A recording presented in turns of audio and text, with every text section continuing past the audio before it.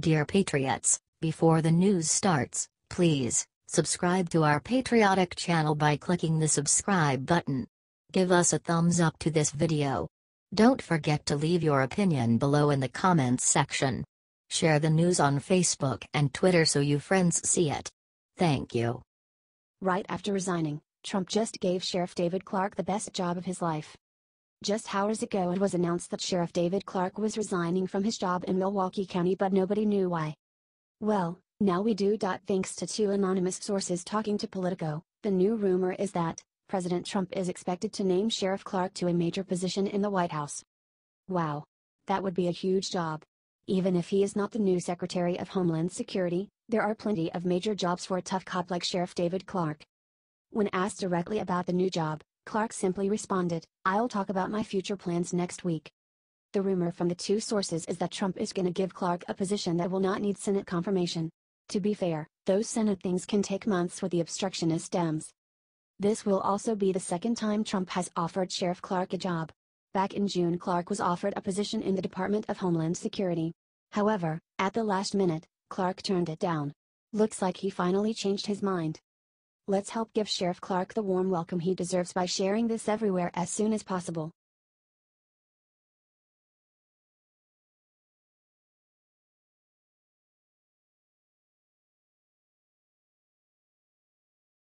Right before leaving White House, Sean Spicer gave Trump a gift he will love forever. In case y'all didn't know, this week was Sean Spicer's going away party at the White House. Sure, there were some tears and everyone misses him, but he left just like he entered, with class. Spicer's time as press secretary was brief, but the media was brutal on him every second he was there. Not even that could stop Spicer from giving Trump a gift even a billionaire president will love. Spicer thanked President Trump for giving him the biggest honor of his entire life.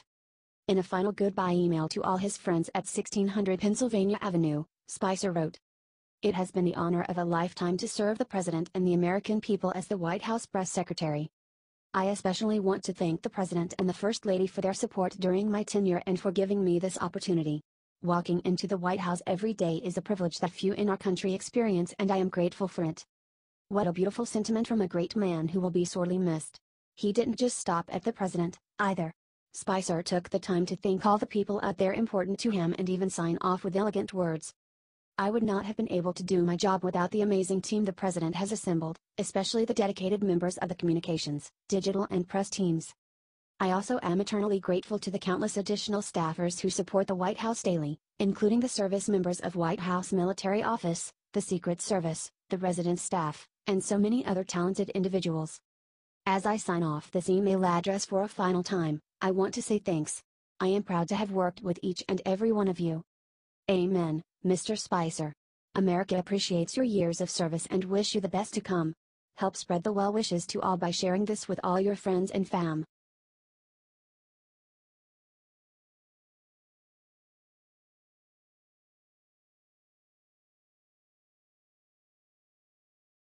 Smoking gun. James Comey just caught red-handed covering up Hillary Clinton's crimes.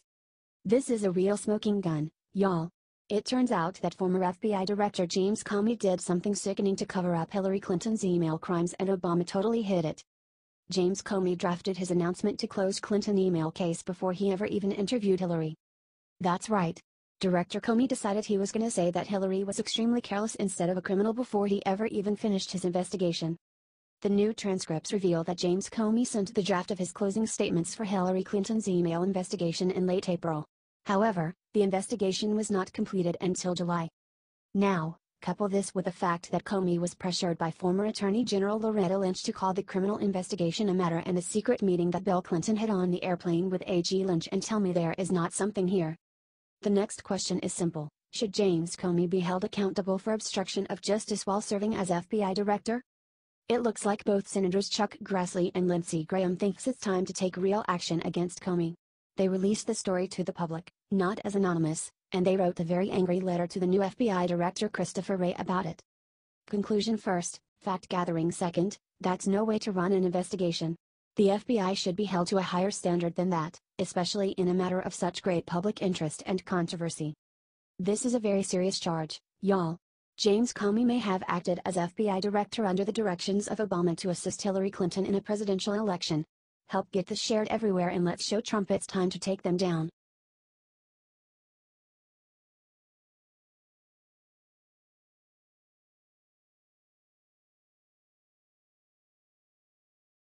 Breaking: Sheriff David Clarke resigns from his post, see why he did it. Sheriff David Clarke has just now resigned, says the Chicago Tribune. Milwaukee County Clerk George Christensen said on Thursday that he got a resignation letter from Sheriff David Clarke. Here is what Sheriff David Clarke about Charlottesville. He supported his response and was one of the very few people to do it. There is no explicitly named reason for David Clarke's resignation. His spokeswoman has not immediately responded to telephone messages and emails. Clarke rose to national prominence in May after announcing that he'd taken a job at Homeland Security. It was never confirmed. He withdrew his name later. Share this if you hope that Sheriff Clarke got a job at the Trump administration. He would do a wonderful job helping to bring law and order to this country. What do you think, y'all?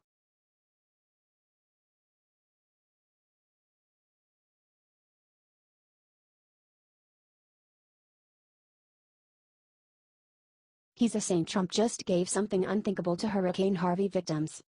President Donald Trump just keeps hitting home runs when it comes to responding to Hurricane Harvey. He started working weeks before the storm. It took him almost no time to go and visit Texas to meet with organizers, and he is going back to visit the flood areas on Saturday. However, none of those hold a candle to what Trump just did for the hurricane victims today. President Trump is donating $1 million of his own money to the victims of Hurricane Harvey. Sarah Huckabee made the big reveal during Thursday's press briefing. The reporters, of course, didn't even take the good gesture for what it is and wanted to know which charity it would go to. Huckabee made it clear that Trump had not yet picked a single charity but was open to many of the amazing groups helping out. He's actually asked that I check with the folks in this room since you're very good at research and have been doing a lot of reporting into the groups and organizations that have the best and most effective in helping and providing it, and he would love some suggestions from the folks here and I would be happy to take them. That right there is just the kind of leader Trump is. He is not happy just doing the job of president. When push comes to shove, he goes the extra mile. Help share the good news out everywhere and comment amen to send Trump a prayer.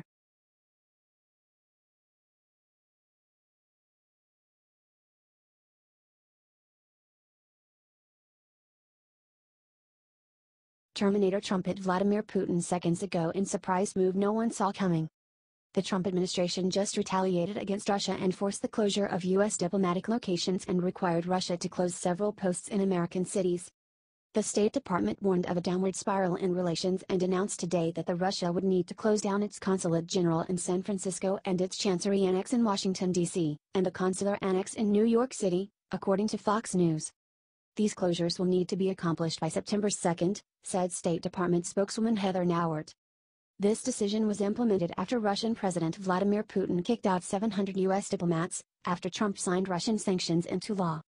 The Russian order was called unwarranted and in the spirit of parity invoked by the Russians.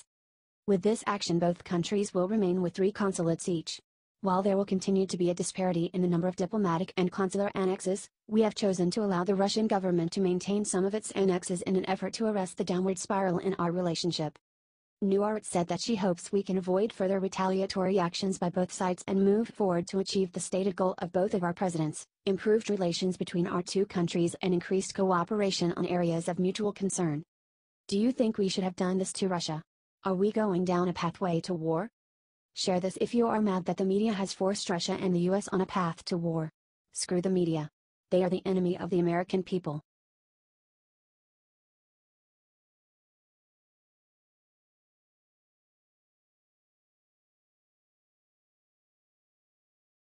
Moments after attack on Trump, Kim Kardashian West got slammed with brutal payback. Reality TV star Kim Kardashian West just told the world how she really feels about President Trump, and surprise surprise, it makes zero sense. Anyone can run the US better. My daughter would be better, she told Harper's Bazaar Arabia on Wednesday. We've worked so hard to get to where we were and to have so many things that we were so proud of in our country, to just literally revert backwards is the most frustrating thing.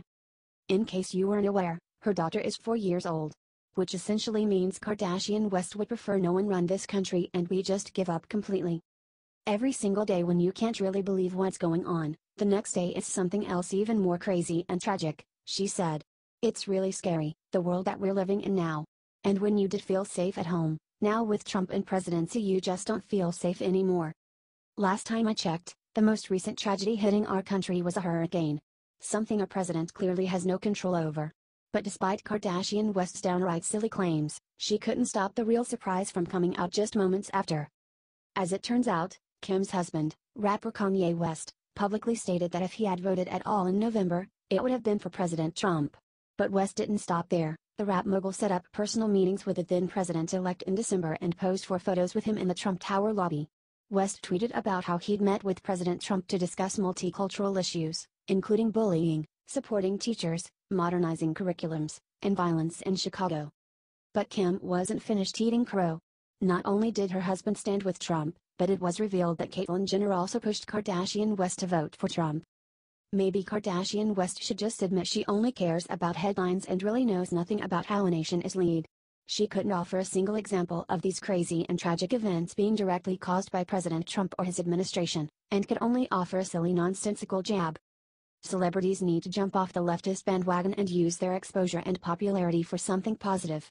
American citizens deserve a nation united, and thoughtless attacks on our leaders only make us look weak.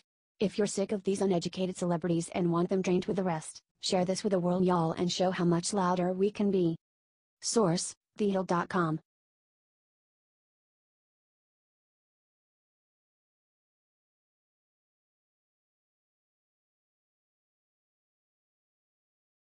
Mike Pence was just caught doing something unthinkable in Texas today.